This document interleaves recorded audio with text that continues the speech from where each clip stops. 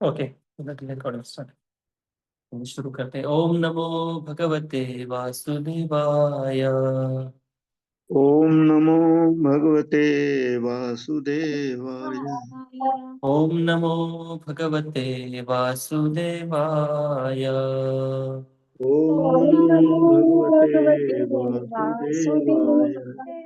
ओम नमो नमो भगवते भगवते वासुदेवाय। वासुदेवाय। ओम नमो भगवते वासुदेवाय। ओम नमो भगवते भगवते वासुदेवाय। ओम वासुदेवाय। ज्ञानतिमिरन्धस्य ज्ञानाञ्जनशलाकया चक्षुरोन्मिलितं येन तस्मै श्रीगुरुवे नमः। नमः ॐ विष्णुपादाय कृष्णपृष्ठाय भूतले श्रीमते भक्तिवेदान्त स्वामिनिति नामिने। नमस्ते सारस्वती देवे गौरवाणी प्रचारिणे निर्विशेष शून्यवादी पाश्चात्यदेशतारिणे। वाञ्छाकल्पतरुभ्यश्च कृपा सिन्धुभ्येव च पतितानां पावनेभ्यो वैष्णवेभ्यो नमो नमः। जय श्री कृष्ण चैतन्य प्रभु नित्यानंद श्री अद्वैत गदाधर श्रीवासादि गौर भक्त वृंद। हरे कृष्णा कृष्णा कृष्णा हरे हरे, हरे राम राम राम हरे हरे। ओके, हरे कृष्णा। सभी भक्तों का हार्दिक स्वागत है आज के ऑनलाइन श्रीमद् भागवतम क्लास में। हम श्रीमद् भागवतम के प्रथम स्कंद के चौथे अध्याय की चर्चा कर रहे हैं, जिसका शीर्षक है नारद जी का प्राकट्य। कुछ अंतिम श्लोकों में हम चर्चा करते हुए आए थे।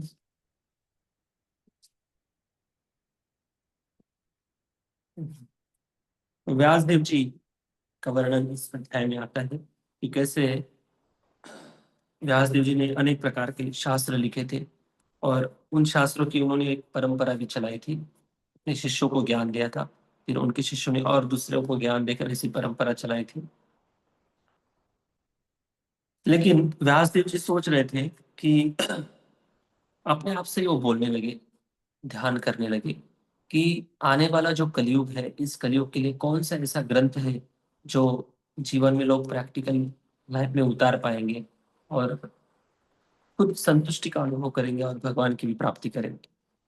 तो इस विषय वो चिंतन कर रहे थे। तब उन्हें कुछ समझ में नहीं आ रहा था कि क्या मैंने ऐसे कुछ अधूरा काम छोड़ दिया है, जो साहित्य ग्रंथ लिखने की मुझे सेवा मिली थी, शायद कुछ कमी रह गई है। इसी इसी चिंतन में बैठे थे वो, और अपने आप को ही चिंतन में इतने डूब गए थे, सोच रहे थे कि कौन सी ऐसी बात लिखनी चाहिए जो लिखनी रह गई है।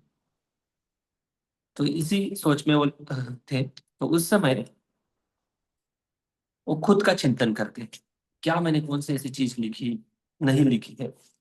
तो श्लोक नंबर 28 और 29 नंबर श्लोक से चर्चा करेंगे हम।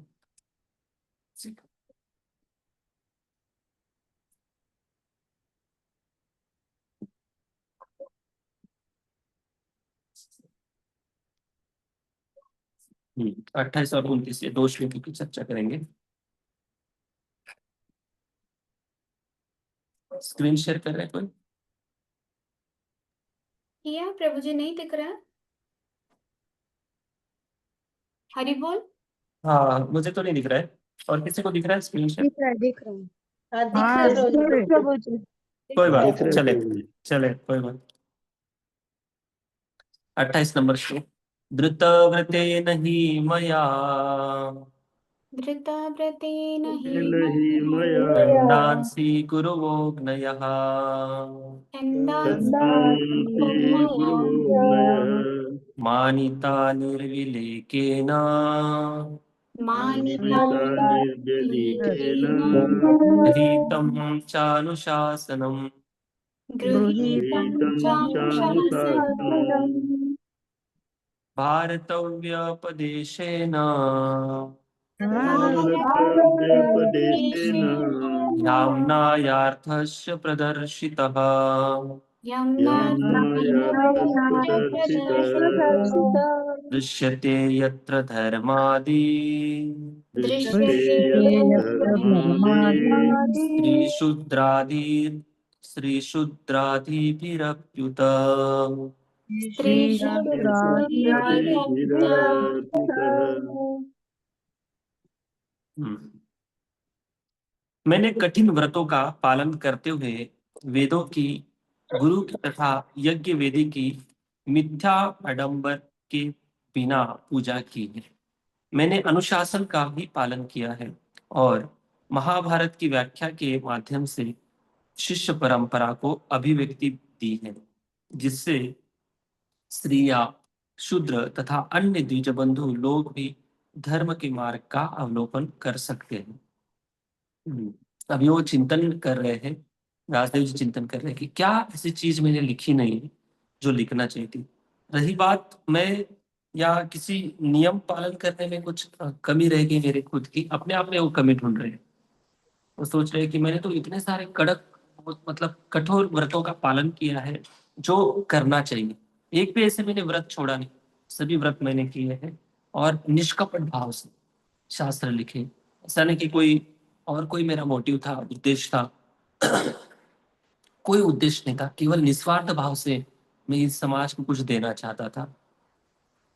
फिर भी मुझे कौन सी ऐसी चीज है जो रह गई है, और निर्वेलिगह भाव से उन्होंने आध्यात्मिक गुरु या अग्नि की पूजा की है।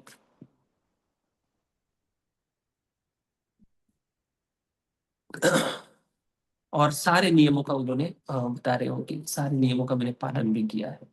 इतना सब कुछ करते हुए भी महाभारत जैसा एक ऐसा महाकाव्य लिखा है मैंने, जिस काव्य को सुनकर पढ़कर लोग, अ, स्त्री हो, शूद्र हो या ब्रह्म बंधु हो या कोई भी नीचा चेतना की दृष्टि से जो गिरा हुआ व्यक्ति हो, उसका भी कल्याण हो सकता है। ऐसा मैंने एक महाभारत जैसा ग्रंथ लिखा है, महाकाव्य लिखा है, जिसको भौतिक जगत के लोग अक्सर बहुत पसंद करते हैं। ऐसे शास्त्र मैंने लिखा है, लेकिन ऐसी कौन सी चीज रह गई है जिसके कारण मुझे खुद असंतुष्टि का मैं अनुभव कर रहा हूँ। ये व्यासदेव जी यहाँ पर चिंतन कर रहे हैं और अपने आप में ही वो कमियां ढूंढ रहे हैं, क्योंकि महाभारत उन्होंने इसलिए लिखा कि और भी सारे उपनिषदों में बहुत सारी कठिन भाषा है। शायद ही उपनिषदों के लोग, उपनिषदों को पढ़कर लोग समझ नहीं पाएंगे जीवन का उद्देश्य, क्योंकि उपनिषदों में बहुत निराकार ज्योति की बात की गई है, भगवान के निराकार स्वरूप की ज्यादा बात की गई। तो उन्होंने एक ऐसे काव्यात्मक स्वरूप से महाभारत की जो स्टोरी है, छोटी छोटी कथा के माध्यम से, ताकि लोग इस शास्त्र के प्रति आकर्षित हो, उनको कुछ इसके बारे में समझे, इसलिए उन्होंने महाभारत जैसा ग्रंथ भी लिखा। और खुद अपने आप में वो इतने प्रामाणिक थे व्यासदेव जी, उनकी मन में कोई खोट नहीं थी। वो बड़े निष्कपट भाव से लोगों की सेवा करना चाहते थे और लोगों को कुछ ना कुछ इतनी महत्वपूर्ण चीज देना चाहते थे जो और कोई अभी तक किसी ने उनको दी नहीं है। ऐसे कलयुग के जीवों का कल्याण हो, इस भाव से, बड़ा दया का भाव था उनके हृदय में, और इस भाव से उन्होंने ये सारे शास्त्र लिखे। फिर भी उनको कुछ तो कमी का अनुभव हो रहा था, और क्या कमी थी इसका वर्णन अगले श्लोक में आएगा। अ, तात्पर्य में श्रील प्रभुपाद जी लिखते हैं, जी जिब्रा जी का प्रभु पढ़िए तात्पर्य। यस प्रभु जी। तात्पर्य: कठोर अनुशासनिक व्रत तथा शिष्य परंपरा का पालन किए बिना कोई भी वेदों के अर्थ को नहीं समझ सकता। अभिलाषी व्यक्ति को चाहिए कि वेदों, गुरुओं तथा याज्ञिक अग्नि की पूजा करे। वैदिक ज्ञान की इन समस्त बारीकियों को क्रमबद्ध रूप में महाभारत में प्रस्तुत किया गया है, ताकि स्त्री वर्ग, श्रमिक वर्ग तथा ब्राह्मण, क्षत्रिय या वैश्य कुलों के अयोग्य व्यक्ति उन्हें समझ सकें। इस युग में मूल वेदों की अपेक्षा महाभारत अधिक आवश्यक है। हरे कृष्ण। तो उन्होंने महाभारत जैसा ग्रंथ लिखा, लेकिन महाभारत में भी तो भगवान श्री कृष्ण की लीला का वर्णन किया है कि नहीं किया है? श्री कृष्ण की ही तो पूरे महाभारत के हीरो दिखाए हैं। पूरे महाभारत को टर्न करने वाले श्री कृष्ण ही है। हर एक प्रसंगों को अलग अलग दृष्टि से कैसे अलग अलग जगह पर पॉलिटिक्स करनी है, वो भी तो श्री कृष्ण ने ही दर्शाया है। पांडवों की रक्षा के लिए क्या क्या नहीं किया है भगवान ने, और ये भी तो महाभारत में किया है। तो श्री कृष्ण की सभी लीला है महाभारत, तो फिर भी उनको ऐसी क्यों कमी हो लग रही थी? महाभारत में विशेषतः भगवान की शुद्ध भक्ति की बात नहीं की गई। हाँ, भगवान की कथा का उसमें वर्णन है, भगवान की लीलाओं का भी वर्णन है, लेकिन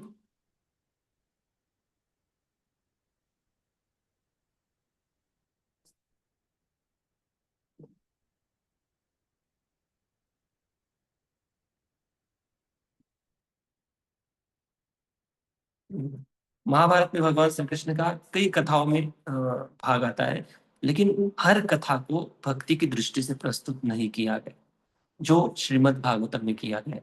इसलिए आगे जाकर वो श्रीमद् भागवतम में लिखते हैं। ठीक है, 30 नंबर श्लोक। तथापि बत मे देह्यो तथापि वत में दह्यो ह्यात्मा चैवात्मना विभो आत्मा यात्मा चैवात्मना विभो असंपन्न इवा भाति असंपन्न इव भाति ब्रह्मवर्चस्य सत्तमः। ब्रह्मवर्चस्सत्तमः। हाँ, वेदों के लिए जितनी बातों की आवश्यकता है, यद्यपि मैं उनसे पूर्ण रूप से सज्जित हूँ, तथापि मैं अपूर्णता का अनुभव कर रहा हूँ। वो लिख रहे हैं कि वेद जो है परिपूर्ण है। और वेदों के अंदर जितनी भाषा बातें लिखनी चाहिए थी, सब कुछ मैंने लिख दी है, कोई कमी नहीं छोड़ी है। फिर भी मुझे पूर्णता का अनुभव क्यों नहीं हो रहा है, असंतुष्टि का अनुभव क्यों हो रहा है? तो ये वो बात अपने आप में ढूंढ रही है। मतलब वो सोच रहे हैं कि अगर मैंने इतने सारे ग्रंथ लिखे हैं, व्यासदेव जी सोच रहे हैं, अगर मुझे खुद को अपने आप को संतुष्टि का अनुभव नहीं हो रहा है, तो शायद ही लोग जो पढ़ेंगे, सुनेंगे, समझेंगे, उनको कैसे संतुष्टि का अनुभव होगा? वो कैसे अपने आप को अपना उद्धार कर पाए? ये उनके मन में चिंता है। बस लिख दिया छोड़ दिया ऐसा नहीं। जो सेवा भावी लोग होते हैं ना, तो इसी प्रकार से होते हैं। वो अपने आप में कमी ढूंढते हैं और रूट कॉज में जाते हैं, इसने क्या किया, उसने क्या किया, ऐसा नहीं होना चाहिए था, वैसा नहीं होना चाहिए था। नहीं, मैंने कहा कमी छोड़ी, मैं कहा कमी रह गया, शायद मैं कुछ अच्छे से करता सेवा, जो भी जिम्मेदारी, रिस्पॉन्सिबिलिटी, शायद प्रॉब्लम कम होती। तो इसलिए जो प्रामाणिक लोग होते हैं ना, तो अपने आप में कमी ढूंढते हैं, और अपने आप में कमी ढूंढने से बहुत सारा बदलाव आ जाते हैं। ये बात व्यासदेव जी सिखा रहे हैं कि कैसे अपनी कमी को ढूंढना है, अपनी कमी को सुधारना है और आगे बढ़ना है। ये बात यहाँ पर बताई जा रही है तात्पर्य में। निस्संदेह श्री व्यासदेव वैदिक उपलब्धियों से परिपूर्ण थे। उनके अंदर सभी प्रकार की उत्तम क्वालिटी थी। ऐसा नहीं कि वो अपरिपूर्ण थे, उनको संस्कृत का ज्ञान नहीं था, कुछ पढ़ा लिखा नहीं था, ऐसा नहीं। वो तो स्वयं भगवान की ही शक्ति प्रदत्त अवतार थे। सभी सभी उनके पास था। पदार्थ मतलब जड़ता में डूबे हुए जीवों की शुद्धि वेद वर्णित कृत्यों से ही संभव है, लेकिन चरम उपलब्धि तो भिन्न है। इसे प्राप्त किए बिना जीव चाहे पूर्ण रूप से सज्जित क्यों न हो, दिव्य स्थिति को प्राप्त नहीं कर सकता। चाहे जीव पूर्ण रूप से सज्जित क्यों ना हो, दिव्य स्थिति को प्राप्त नहीं कर सकता। मतलब जब तक भागवतम का आश्रय नहीं लेगा कोई जीवात्मा, तब तक उसको दिव्यता की स्थिति की प्राप्ति नहीं होगी। ऐसा लगता है कि श्रील व्यासदेव ने संकेत खो दिया था, जिसके कारण वे असंतुष्ट थे।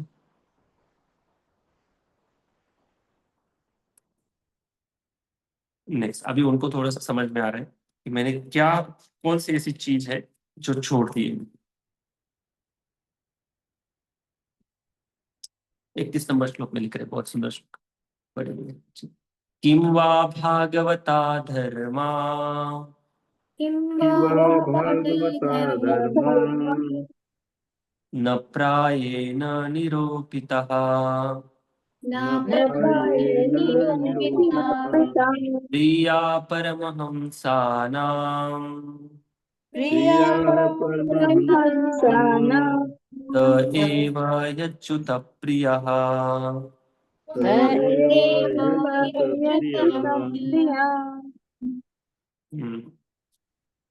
किं वा भागवता धर्म, उनके मन में अभी थोड़ा सा मन में ऐसा विचार आया कि शायद किंवा मतलब शायद मैंने भागवत धर्म के बारे में नहीं लिखा है। जो भागवत धर्म क्या है, भगवान की शुद्ध भक्ति की बात करता है। हाँ, मैंने महाभारत तो लिखा है, महाभारत में भी श्री कृष्ण की कथा आती नहीं, ऐसी महाभारत में भी श्री कृष्ण की कथा आती, लेकिन महाभारत के अंदर भगवान की जो भक्ति है इसका वर्णन नहीं किया। भगवान की भक्ति, शुद्ध भक्ति जो है, एक तो देखो भक्ति के भी अलग अलग स्तर थे। एक तो सकाम भाव से भक्ति करने वाले लोग हैं, कुछ लोग निष्काम भाव से भक्ति करने वाले लोग हैं, कुछ लोग अनन्य भाव से भक्ति करने वाले लोग हैं। तीनों का भक्ति, भगवान की भक्ति ही है, लेकिन सबका मनोभाव अलग अलग होने के कारण भक्ति का फल सबको अलग अलग तरीके से मिलता है। अगर कोई भौतिक कामना से अगर कोई भगवान के पास जाता है, भगवान उसकी भी भक्ति स्वीकारते हैं, उसको भी देते हैं उसकी इच्छा के अनुरूप। जो निष्काम भाव से जाता है वो कोई कामना नहीं, उससे भी भगवान वैसे ही आदान प्रदान करते हैं। लेकिन जो अनन्य भक्ति के भाव से भगवान के पास जाता है, भगवान उसके दास के रूप में बन जाते हैं, जिसको शुद्ध भक्ति कहते हैं, जिसको केवला भक्ति कहते हैं, जिसको ब्रज की भक्ति कहते हैं, जिसको वृंदावन की भक्ति कहते हैं। ऐसा नहीं कि वृंदावन में रहने वाले ब्रजवासी जो है वही शुद्ध भक्ति कर सकते, बाकी और कोई नहीं कर सकता, ऐसा नहीं। बाकी सब लोग भगवान की शुद्ध भक्ति कर सकते हैं, लेकिन बाकी सब लोग भगवान की शुद्ध भक्ति कर सकते हैं, लेकिन बस वृंदावन के भक्तों के मूड में जो जीवन जीता है उनको भगवान की शुद्ध भक्ति निश्चित रूप से प्राप्त होती है। तो ये भगवान की भक्ति की बात है। यहाँ पर व्यासदेव जी लिख रहे हैं शायद मैंने भागवत धर्म की बात नहीं की है। और भागवत धर्म क्या है? भागवत धर्म मतलब इस संसार का धर्म नहीं। धर्म मतलब अपने अपने कर्तव्य निभाना, एक बेसिक लेवल पर इसकी व्याख्या है। लेकिन आत्मा का जो मूल धर्म है, भगवान की सेवा करना, भक्ति करना, भगवान का आश्रय लेना, ये एक अलग बात है। और आध्यात्मिक जगत की जो एक्टिविटीज है, आध्यात्मिक जगत में जो चल रहा है, उसका इस भौतिक संसार में जो लोग पालन करते हैं, इसको कहते हैं भागवत धर्म। तो वो लिख रहे हैं शायद मैंने किंवा भागवता धर्म न प्रायण निरूपिता, शायद मैंने न प्रायण मतलब मैंने प्रायः निरूपिता मतलब वर्णन करना है, संकेत करना, शायद मुझसे रह गया है, ऐसे उनके मन में विचार आ रहा है।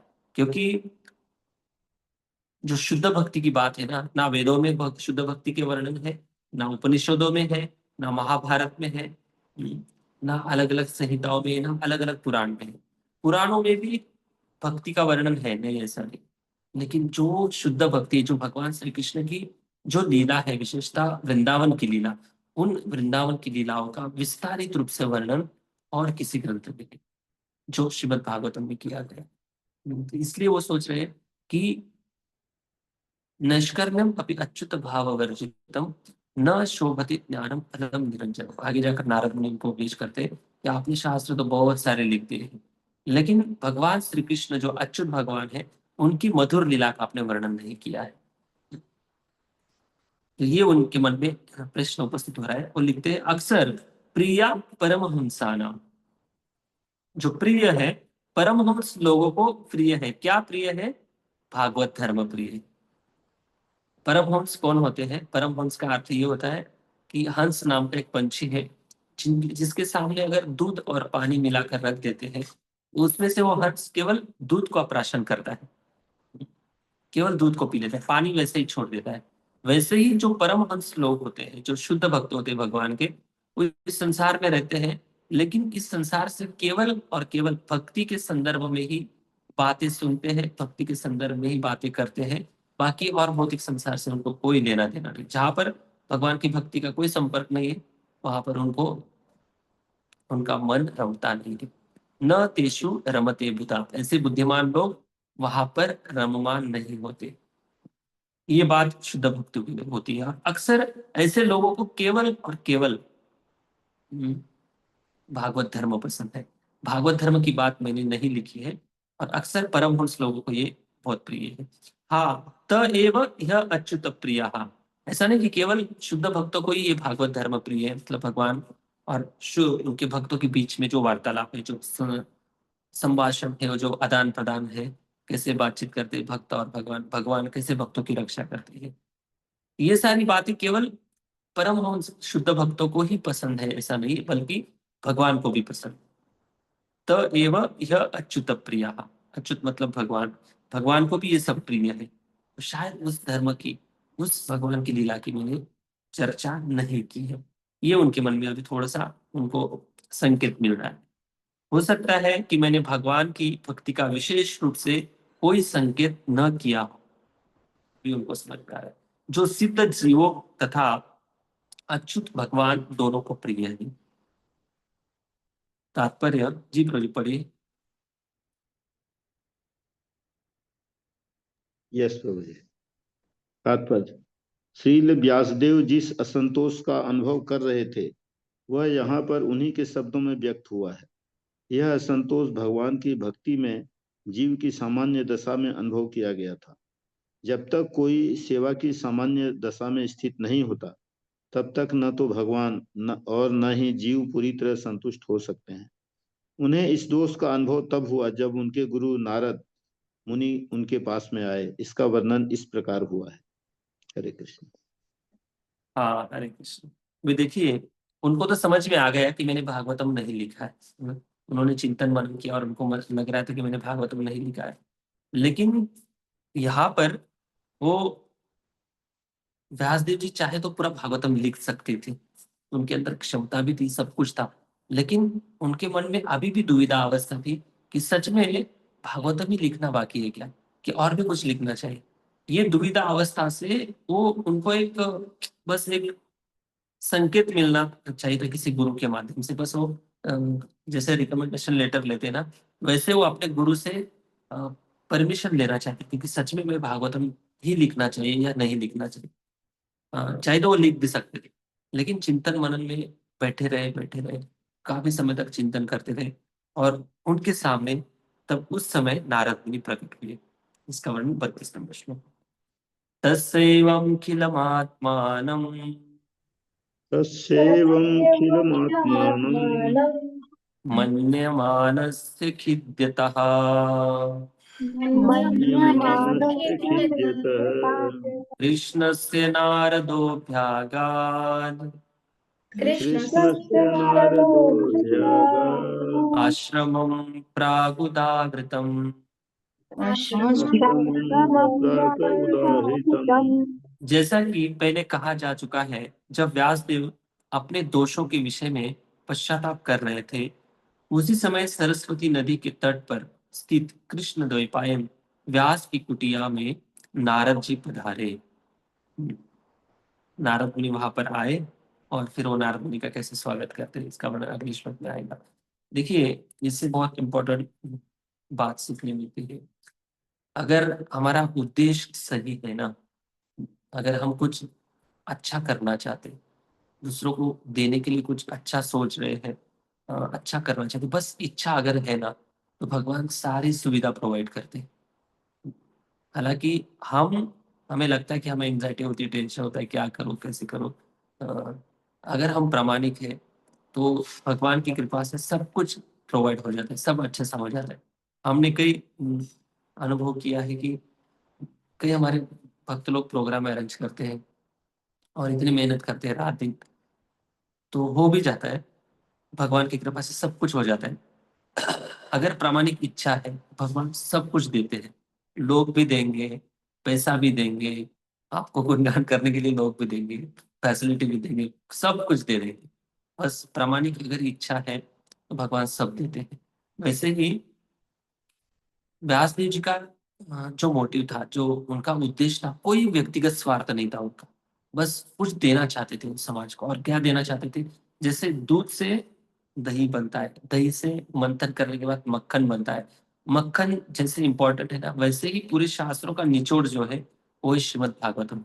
वो सबसे बेस्ट चीज जो है वो समाज को देना चाहते थे। और वो बेस्ट चीज अगर देना चाहते थे वो, उनकी इतनी तीव्र इच्छा है देने की, तो भगवान भी उनके लिए बेस्ट प्रयास करने वाले, बेस्ट इंस्पिरेशन देने वाले व्यक्ति भेजते। इसलिए अगर हमारी भक्ति करने की इच्छा है ना, तीव्रता से भक्ति करने की इच्छा है, प्रामाणिक रूप से भगवत प्राप्ति की इच्छा है, तो आपके जीवन में ऐसे भक्तों को भगवान भेजेंगे जो आपको भगवान तक पहुंचाने के लिए पूरा रास्ता खुला कर देंगे, अगर आपकी प्रामाणिक इच्छा है। अगर प्रामाणिक इच्छा नहीं है तो फिर इस संसार में बहुत सारे ऐसे लोग हैं जो अध्यात्म के नाम से बस उनका भ्रम चल रहा है। अध्यात्म के नाम से वो प्रैक्टिस कर रहे हैं, कुछ योग में पड़े हैं, कुछ फिजिकल फिटनेस में लगे हैं, उनको लग रहा है ये भी स्पिरिचुअलिटी। कुछ प्राणायाम कर रहे हैं, उनको लग रहा है ये भी स्पिरिचुअलिटी। कुछ लोग इधर उधर घूम रहे हैं, उनको लग रहा है ये भी स्पिरिचुअलिटी, इससे हमारा आत्म कल्याण हो जाएगा, उद्धार हो जाएगा। नहीं, ऐसा नहीं।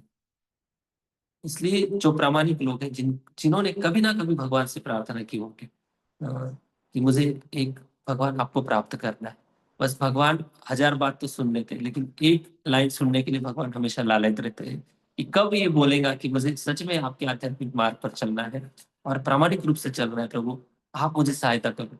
ये बात कब आती है? कभी कभी लेक्चर में सुन लेते हैं, कभी कभी भगवान के भक्तों से बातचीत करते करते सुन लेते हैं, और ऐसे मुंह से निकल जाती है भगवान के सामने बात, तो भगवान उसको कैच कर लेते हैं। हाँ, फिर उस समय भगवान ने कैच कर लिया है, भगवान हमें ऐसे मार्ग पर लाते हैं जहां पर हमारा आत्म कल्याण हो, और ऐसे गुरु को भेजते हैं। बस चिंतन मात्रा करो, किसी भी अ, ऐसे आध्यात्मिक अगर दुविधा है, बस भगवान से प्रार्थना करो। भगवान ऐसे व्यक्ति है, भगवान भौतिकवादी लोगों की भौतिक इच्छा पूरी करते हैं। सोचिए, जो आध्यात्मवादी लोग हैं, जो भगवान को प्राप्त करना चाहते हैं, क्या उनकी इच्छा भगवान पूरी नहीं करेंगे? जरूर पूरी करेंगे। भगवान से प्रार्थना करो, भगवान ऐसी व्यवस्था करेंगे ताकि हम हमारा आत्मा का कल्याण करने की जो जो चाह है, जो इच्छा है, वो जल्द से जल्द पूरी हो सके। तो ये भगवान की कृपा है।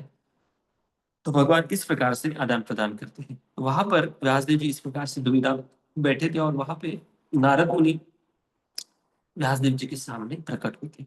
अभी किन की प्रेरणा से प्रकट हुए? सोचिए, नारद मुनि को कैसे पता कि यहाँ पर व्यासदेव जी बहुत टेंशन में है, उनको समझ में नहीं आ रहा है, इतने सारे ग्रंथ लिखे हैं, अभी क्या किया जाए आगे।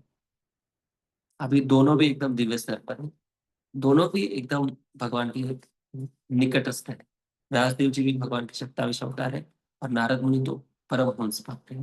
तो नारद मुनि जो है, सबकी मन की बात तो जानते ही हैं, लेकिन ऐसे भी बिना मतलब के इधर उधर घूमते नहीं। कुछ ना कुछ उनके घूमने के पीछे का प्रयोजन होता है, और जहां पर भी जाते हैं सबका कल्याण करते हैं नारद मुनि। और नारद मुनि जैसे ही व्यासदेव जी की कुटिया में पहुंचे, देखते ही उन्होंने व्यासदेव जी को पूरा स्कैन कर लिया, और स्कैन करते ही आगे जाकर उनका डिस्कशन आगे चैप्टर में होगा, आगे के अध्याय में होगा। बहुत सुंदर डिस्कशन। और ये स्वयं भगवान ने ही नारद मुनि को व्यासदेव जी के पास भेजा है। जैसे अर्जुन भगवान का शुद्ध भक्त है, लेकिन अर्जुन युद्ध भूमि पर भ्रमित क्यों हुआ? क्या ऐसा कारण था भ्रमित होने का? कोई कारण नहीं था। अर्जुन का नाम गुडाकेश है। गुडाकेश मतलब जिन्होंने अज्ञान और निद्रा पर विजय प्राप्त कर लिया है। निद्रा मतलब तमोगुण, और अज्ञान मतलब तमोगुण। जो तमोगुण पर जिन्होंने विजय प्राप्त कर लिया है, वो अज्ञान में कैसे फिर से जा सकता है? और वो भी तो स्वयं भगवान की संगति में रहने वाला भगवान का सखा था, कैसे अज्ञान में जा सकता है? तो भगवान ऐसे अपने भक्तों के माध्यम से ऐसे ग्रंथ प्रकट कराते हैं ताकि आगे जाकर दुनिया को इससे सीख मिले, आगे जाकर दुनिया इससे ग्रंथों को स्वीकार करेंगे। इसलिए भगवान ऐसे लीला करते हैं। व्यासदेव जी को भगवान अंदर से भी प्रेरणा दे सकते हैं, लेकिन भ्रमित इसलिए हुए व्यासदेव जी ताकि वहां पर नारद मुनि प्रकट हो, और नारद मुनि के आशीर्वाद मिलने से, गुरु के आशीर्वाद कृपा मिलने से उनको जो असंतुष्टि उनके हृदय में आए हैं, वो संतुष्टि के रूप में परिवर्तित हो जाए। ये बात है। दूसरा एंगल है, व्यासदेव जी भगवान के स्वयं शक्तावेश अवतार है, भगवान की सेवा करना चाहते हैं, वो भी निस्वार्थ भाव से, और कोई उनका उद्देश्य नहीं था। फिर भी सेवा करते करते भी आदमी को कभी कभी असंतुष्टि का अनुभव हो सकता है। अभी ये आध्यात्मिक असंतुष्टि है। अध्यात्म में जितने भी बड़े बड़े आध्यात्मवादी लोग होते हैं ना, कृष्ण सुख वासना, ये उनके मन का भाव होता है। कृष्ण की इंद्रियों को, कृष्ण की इच्छाओं को सुख, कृष्ण को सुख देना, यही एकमात्र उनकी इच्छा होती है। और वो इतना सेवा करना चाहते हैं, इतना कुछ भी करके कृष्ण को संतुष्ट करना चाहते हैं कि संतुष्ट करते करते खुद हमेशा असंतुष्ट रहते हैं। इसमें उनको सेटिस्फेक्शन मिलता है, वो आध्यात्मिक सेटिस्फेक्शन है। लेकिन जैसे कोई प्रिय व्यक्ति है, उस प्रिय व्यक्ति को खुश करने के लिए उसका दूसरा प्रियकर व्यक्ति बहुत प्रयास करता है ताकि सामने वाला व्यक्ति खुश हो। तो ये तो आध्यात्मिक जगत की बात है। इसमें तो पूरा पूरा शुद्ध प्रेम है, इसमें कोई मिलावट नहीं, कोई स्वार्थ नहीं, कोई इंद्रियों की तुष्टि नहीं है। ये आध्यात्मिक जगत की भावना है। शिल प्रभुपाद जी का जीवन देखिए। शिल प्रभुपाद जी को भगवान ने कहा था कि आप बस बुक्स लिख के वापस आ जाओ भगवान के धाम में, मेरे धाम में फिर से वापस आ जाओ। लेकिन प्रभुपाद जी ने केवल बुक्स लिखे नहीं, कितने सारा कुछ करके गए शिल प्रभुपाद जी, हम देखते हैं। तो ये है प्रामाणिक सेवक की भूमिका। और हमेशा इतने बूढ़े हो गए फिर भी थके नहीं, क्यों? क्योंकि वो अपने स्वामी को खुश करना चाहते थे, अपने प्रभु को संतुष्ट करना चाहते थे। ये प्रेम का आदान प्रदान होता है भक्त और भगवान के बीच। तो ये उनकी आध्यात्मिक असंतुष्टता थी। यस तात्पर्य। यस प्रभु। तात्पर्य, व्यासदेव जिस रिक्तता का अनुभव कर रहे थे वह उनके ज्ञान के अभाव के कारण न थी। भागवत धर्म विशुद्ध भगवत भक्ति है जहाँ तक अद्वैतवादी की पहुंच नहीं होती। अद्वैतवादी की गणना परमहंसों में नहीं की जाती जो संन्यास आश्रम में सर्वोच्च होते हैं। श्रीमद् भागवत भगवान की दिव्य लीलाओं की कथाओं से पूर्ण है। यद्यपि व्यासदेव सत्यावेश दिव्य पुरुष थे तो भी वे असंतुष्ट थे, क्योंकि उनके किसी भी ग्रंथ में भगवान की दिव्य लीलाओं का ठीक से वर्णन नहीं था। इसकी प्रेरणा श्री कृष्ण ने सीधे व्यासदेव के हृदय में उत्पन्न की, अतः उन्हें रिक्तता का अनुभव हुआ, जैसा कि ऊपर कहा गया है। यहाँ यह निश्चित रूप से बताया गया है कि भगवान की प्रेमा भक्ति के बिना सब कुछ शून्य है, लेकिन भगवान की भक्ति में सेवा में सकाम कर्म या शुष्क चिंतन का अलग से प्रयास किए बिना ही सब कुछ संभव है। हरे कृष्ण। अगर भगवान की भक्ति करते हैं तो बाकी सारी चीजें करने की आवश्यकता नहीं है। इसलिए भगवान की भक्ति करना बहुत जरूरी है। भगवान की भक्ति का वर्णन नहीं करने के कारण हमेशा उनको रिक्तता मतलब खालीपन का अनुभव हो रहा था। लेकिन जैसे वो भगवान की भक्ति के बारे में वर्णन करेंगे, खुद अपने आप को भी उस संतुष्टि का अनुभव करेंगे। और आगे जाकर लिखते हैं भागवतम के 1.1.3 में लिखते हैं, हे रसिक गणो निगम कल्पतरो गलितम फलम शुक मुखादम कृत द्रव्य संयुतम। जो इस भागवतम पढ़ना चाहते हैं उनको कहते हैं रसिक गण। ये रसिक हो, रसिक मतलब रस प्रदान करने वाले रसिक लोग। भागवतम श्रोताओं को व्यासदेव जी रसिक लिख रहे हैं। ऐसे बिना रस का कोई भागवतम नहीं पढ़ सकता। जिनको भागवतम में रस है, जो रुचि लेना चाहते हैं या किसी रसिक भक्त से सुनना चाहते हैं, तो वो सुनने वाले भी रसिक गण। तो जो सुनेंगे आगे जाकर वो भी रस का अनुभव कर पाएंगे। रस मतलब क्या? आम रस, चिकू जूस, ऐसे ही इस जूस की बात नहीं कर रहे हैं। आध्यात्मिक रस का अनुभव। आध्यात्मिक रस का अनुभव क्या है? इसकी दिव्यता जो है, देखिए हम लोग 1 घंटा क्लास लेते हैं। 1 घंटा क्लास में 10 मिनट तो हमें बस सेटिंग कर रहे हैं, चला देते हैं। कौन सा सेटिंग? टेक्नोलॉजी की सेटिंग नहीं बोल रहा हूँ, अपने माइंड की सेटिंग कर देंगे। माइंड इधर उधर भटकते रहते हैं दिन भर का, कुछ काम भी इधर उधर अटका है माइंड, फिर उसको कॉन्सेंट्रेट करना है, प्रार्थना बोलनी है, फिर प्रणाम करना है गुरु चरणों में, परंपरा से आशीर्वाद लेकर फिर शुरू करते हैं। फिर धीरे धीरे धीरे धीरे हमारा ध्यान लगने लगता है। फिर कुछ देर के बाद उस टॉपिक पर अ, अगर गहरी बात होती तो फिर रस मिलने लगता है, आध्यात्मिक रस। तो ये आध्यात्मिक रस दोनों तरफ से श्रील प्रभुपाद जी ने हम साधक अवस्था में होने के कारण केवल रस प्रदान नहीं किया है, और ये रसिक भक्तों की जो परमहंस भक्तों की जो लीला है वो दशम स्कंद के अंदर है। वहां तक पहुंचने के लिए हमें पहले कुछ सिद्धांतों को पक्का करना बहुत जरूरी है। इस सिद्धांत के माध्यम से अगर हम भागवतम पढ़ते पढ़ते जाएंगे तो वो भागवतम की जो दशम स्कंद की जो लीला है उसका हम अनुभव कर पाएंगे। तो ये आध्यात्मिक रस तब व्यक्ति को अनुभव होगा जब भौतिक रस फीका लगने लगे।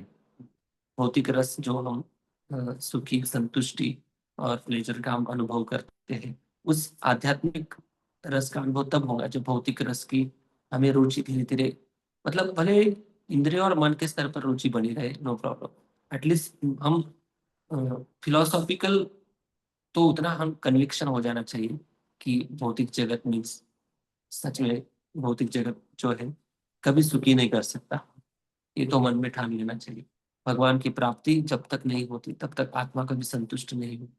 इस सिद्धांत के हमारे अंदर कनेक्शन भी आ जाता है ना, तो भी हम भगवान की कृपा की तरफ आकर्षित हो जाएंगे, भगवान की भक्ति की तरफ आकर्षित हो जाएंगे। ओके, लास्ट वाला श्लोक इस अध्याय का।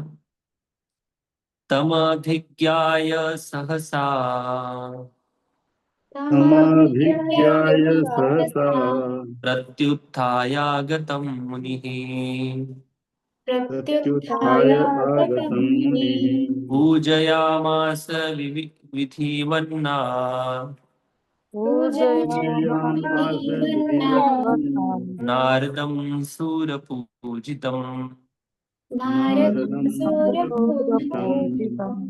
हाँ, श्री नारद के शुभागमन पर श्री व्यासदेव सम्मान पूर्वक उठकर खड़े हो गए और उन्होंने सृष्टा ब्रह्मा जी के समान उनकी पूजा की। देखिए, जैसे ही नारद मुनि उनकी कुटिया में आए, उनके सामने प्रकट हुए, तो बड़े आदर बुद्धि से सम्मान पूर्वक व्यासदेव जी खड़े हो गए हुए और उन्होंने जैसे ब्रह्मा जी की पूजा की जाती थी, सूर्य पूजिता मतलब देवताओं के द्वारा पूजित नारद को। नारद जी ऐसे आचार्य हैं, देवर्षि कहते हैं, देवताओं के ऋषि हैं। देवताओं को भी भक्ति का उपदेश करते रहते हैं और असुरों को भी कभी कभी उपदेश करते हैं। और जो अहंकार में पड़े, जो काम क्रोध में पड़े, उनको भी बाहर निकालते हैं। तो ये नारद मुनि की बहुत बड़ी कृपा है। जैसे ब्रह्मा जी का आदर करना चाहिए। देखो, अ, जैसे अभी हम एक होते हैं हमारे गुरु और दूसरे होते हैं हमारे परम गुरु। जैसे हम हमारे गुरु का तो आदर करते हैं, जैसे प्रभुपाद जी का हम आदर करते हैं, वैसे हमारे गुरु चरणों का, शिक्षा गुरु का, उनका वैसा आदर उन्होंने किया है। ऐसा नहीं कि अ, हमारे जो बड़े गुरु है, परम गुरु, उनका आदर करते फिर हमारे शिक्षा गुरु का आदर नहीं करेंगे, दीक्षा गुरु का कम आदर करेंगे। ऐसा नहीं है। सबका गुरु के तत्व के रूप में वो आदर कर रहे हैं और खड़े होकर उन्होंने सम्मान किया। तो एक शिष्टाचार है कि जो भी एक वरिष्ठ व्यक्ति आते हैं हमारे, उनसे ज्ञान से हो, उम्र से हो, अनुभव से हो, उनको प्रणाम करना चाहिए। कम से कम अभिवादन तो करना चाहिए, स्माइल करो, हाथ जोड़ के प्रणाम करो। प्रणाम करने से उनके आशीर्वाद हमें मिलते हैं। अगर हम उनका अनादर करते हैं तो कुछ फर्क नहीं पड़ेगा, लेकिन आशीर्वाद नहीं मिलेगा। हाँ, वो कोई शाप नहीं देने वाले हमको। या हमारा कोई प्रणाम से मतलब उनको खुशी मिलती है, ऐसा कुछ भी नहीं। ठीक है, आदर किया नहीं किया, वो अपने कार्य में लगे हुए हैं, लेकिन हमें अगर आशीर्वाद चाहिए हमारी उन्नति के लिए, हमें सबका आदर करना चाहिए, विशेषतः गुरुजनों का। तो यहाँ पर व्यासदेव जी ने नारद मुनि का स्वागत किया, खड़े होकर सम्मान किया, और जैसे ब्रह्मा जी की पूजा करनी चाहिए वैसे ही नारद मुनि का सम्मान करके, उनका विधिवत पूजा करके उनका स्वागत किया। ये तात्पर्य पूरी। यस प्रभु जी। तात्पर्य, विधि का अर्थ है प्रथम सृजित जीव ब्रह्मा। वे वेदों के मूल जिज्ञासु तथा आचार्य भी हैं। उन्होंने सर्वप्रथम श्री कृष्ण से वेदों को सीखा और सबसे पहले नारद जी को पढ़ाया। अतएव आध्यात्मिक शिष्य परंपरा में नारद जी द्वितीय आचार्य हैं। वे ब्रह्मा के प्रतिनिधि हैं। अतएव उनका सम्मान समस्त विधियों नियमों के पिता ब्रह्मा के समान किया जाता है। इसी प्रकार श्रृंखला के अन्य क्रमागत शिष्यों का भी सम्मान आदि गुरु के प्रतिनिधियों के समान ही किया जाता है। हरे कृष्ण। ओके, हरे कृष्ण।